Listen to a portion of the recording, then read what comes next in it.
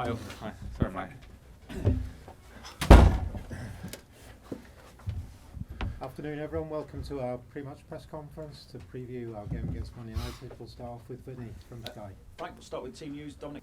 I don't know about scratching the surface, but I think we're doing better. There's more to come, if that's the answer to that. It's nice that people outside of Everton are maybe sort of seeing that, talking about it. A lot of respect for Merson and the people that speak about the game, and now maybe people are seeing that we are improving, going in the right direction. I think we've felt that from within the club for a few weeks now, and maybe now people are seeing it. But the important thing is that in this phase of where we're at, results always kind of get that reaction, and then we can continue working. The minute we don't get those results, Merce might be saying something else next week, and then it makes working harder. So I think we have to just kind of keep very humble to those kind of statements and just work away, and hope that the consequence of that is more results like we've been having in recent weeks.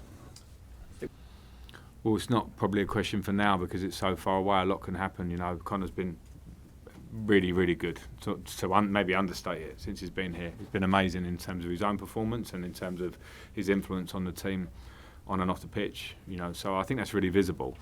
There's a long season to go. Conor knows how I feel about him. I think Conor knows how the club feels about him. And he's said a lot himself about the feeling, but I don't think it's time for an answer to that question whether to corrupt it at the minute. I think it's just good that we're working together. He's settled in really quickly. I know what my feeling is, and we'll see. Does the same go for Seamus as well? Because we all know how you feel about him as well. But looking at what he did last week, 23 defensive actions, 18 successful. The average for a right back in the league is 12.